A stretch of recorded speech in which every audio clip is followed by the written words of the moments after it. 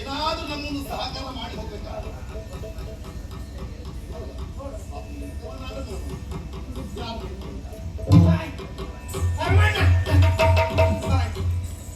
ದಾರಿ ಮೇಲೆ ಬಿದ್ದು ಸತ್ಯವಾದ ಪರಮಾಣ.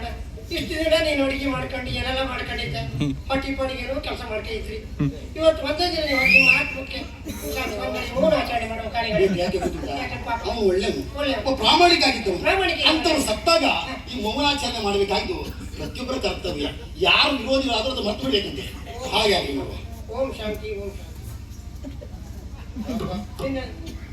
ಎಲ್ಲೋ ತಪಸ್ವರ ನಾವು ಮೌನಾಚರಣೆ ಇಲ್ಲಾದ್ರೂ ಬಂದು ಮೌನ ಪ್ರಾರ್ಥನೆ ಮಾಡ್ತಿರಲ್ಲ. ಯಾವ್ದ ಸ್ವರ ಎಲ್ಲೋ ಅಪಸ್ವರ ಕೇಳಿರ್ತಾರ ಮರ ಎಲ್ಲ ಮರದಡಿ ಮಲಯ ಪರಮದ ಕಾಣುವುದು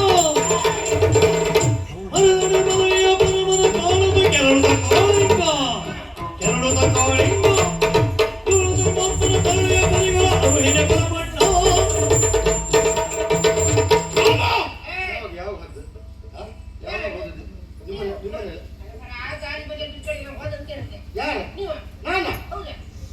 ನಾನು ಹೋದಂತ ಹೇಳಿ ನಿಮ್ಮನ್ನು ಮೌನ ಪ್ರಾರ್ಥನೆ. ಇನ್ನು ಜೊತೆಗೆಲ್ಲ ಇದ್ದಂತ ಜೊತೆಗಾರವ ಅವ ಹೇಳಿದವು ಸ್ವಲ್ಪ ಹೊತ್ತಾದ್ರೂ ಮೌನಾಚರಣೆ ಮಾಡೋಣ ಅಂತ. ಹೌದಾ? ಮತ್ತೆ ನಿನ್ನ ಬೇಸರ ಬರಂತ ತೆಗೆಯುವ ಲೆಕ್ಕದಲ್ಲಿ ಇದ್ದೀನಿ ನೀನಲ್ಲ. ಹಾಗೆ ಹಾಗೆ ವ್ಯವಸ್ಥೆ ಆಯ್ತಲ್ಲ.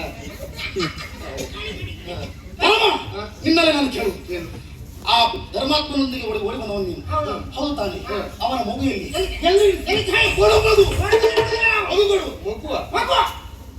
ಮದುವೆ ಆಗಲಿಲ್ಲ ಪುಣ್ಯಾತ್ಮ ಮಗು ಎಲ್ಲಿಂದ ಕರ್ಮ ಮದುವೆ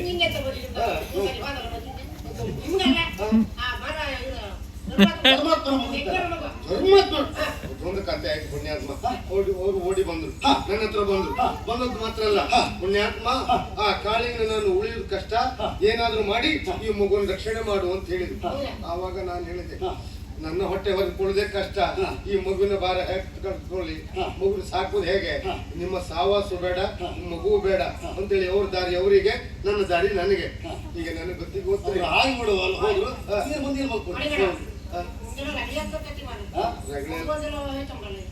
ನಮಗೊಂದು ಚಿಂತೆ ಆದದ್ದೇ, ಎಲ್ಲ ಹೋಯ್ತು ಮಗು ಅಂತ. ನನಗೂ ಗೊತ್ತಿಲ್ಲ, ಏನಾಯ್ತು ಗೊತ್ತಿಲ್ಲ.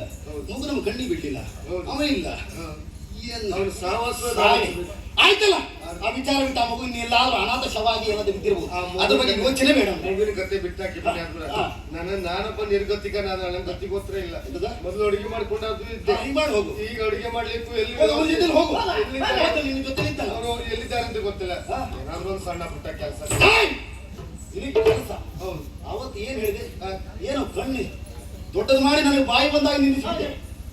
ಪರಮಾತ್ಮನಿಗೆ ಹಾಗೆ ಹೇಳಬಾರ್ದು, ಹೀಗೆ ಹೇಳಬಾರ್ದು, ಏನು ದೊಡ್ಡ ದೊಡ್ಡ ಮಾತಾಡ್ಬಿಟ್ಯಾ? ಸಂದರ್ಭ ಹಾಗೆ. ಕಾಳಿಂಗನ ಬಗ್ಗೆ ನಿನಗೆ ಗೊತ್ತಿಲ್ಲ, ಈಗ ಗೊತ್ತಾಯ್ತಲ್ಲ. ಕಾಳಿಂಗ ಯಾರು, ಕಾಳಿಂಗ ಏನು ತಿಳ್ಕವ.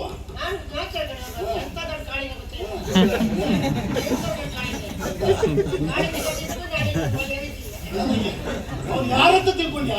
ಇವತ್ತು ಬರೀ ನಾನೇ ಅಲ್ಲ, ನನ್ನ ಎಡಗೈಯಮ್ಮ.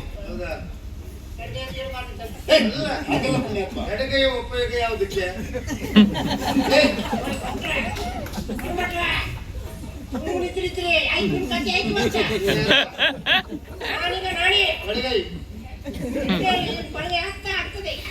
ಅದಕ್ಕಾಗಿ ನಿನಗೆ ಕೆಲಸ ಅಲ್ಲ, ಇನ್ನು ಮುಂದೆ ಈ ಊರಲ್ಲೇ ಇರಬಾರ್ದು, ಊರಿದ್ದೆಲ್ಲ ನೋಡ್ತೀವಿ ಅಷ್ಟೇ. ಏನಾದ್ರು ಮಾಡ್ಕೊಂಡಿರ್ತೀನಿ. ಯಾಕ ನನ್ ಗೋಳ್ ಕೊಡ್ಲಿ, ತರಕಾರಿ ಹೆಚ್ಚು ಊಟ ಮಾಡ್ತಾರೆ. ಎಷ್ಟು ಒಂದು 900 ಚಿಕ್ಕ ಬರ್ಬೋದತ್ತಲ್ಲ, ಬರೇ ಸಲಹೆ ಕೊಡು, ಅದನ್ನು ಮಾಡ್ಬೇಕು. ಅದು ಮಾಡಿದ್ವಿ ನೀವೇ. ಒಂದ್ ಬದಿ ನಿಂತ್ಕೊಂಡು ಈಗ ನಾನೇ ಪರಮಣ್ಣಲ್ಲೇ ಪರಮ ಅಂತ ಕರೆದಿಲ್ಲ. ಏನ ಪರಮ ಪರಮ ಪರಮ ಪರಮ ಪರಮ ಪರಮ ನೀನಷ್ಟು ಸುಮ್ಮನೆ ಬಿಡಲ್ಲ, ಇನ್ನೂ ಮುಗಿಸ್ತಿದ್ದೇವೆ ನಾವು. ಯಾಕೆ ಬಿಡ್ತೇವೆ? ಬೇಕತ್ತೆ ನನ್ನ ಜೊತೆಯಲ್ಲಿ ಇದ್ದವ, ಪ್ರಾಮಾಣಿಕತೆ ಕೆಲಸ ಮಾಡ್ಕೊಂಡಿದ್ದಲ್ಲ, ನೀನು ಹೇಳೋದಕ್ಕೆ ಇದ್ದವಲ್ಲ.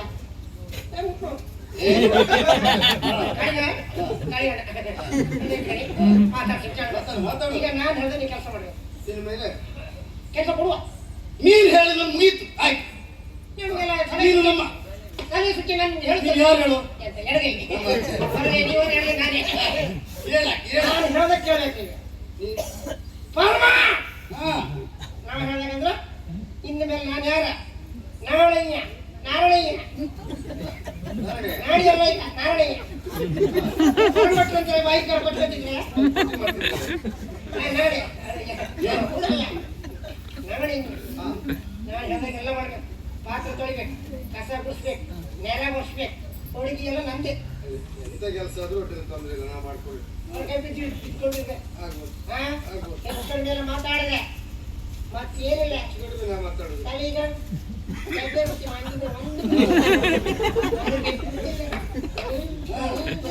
ಸರ್ವತಂಗಿಲ್ಲ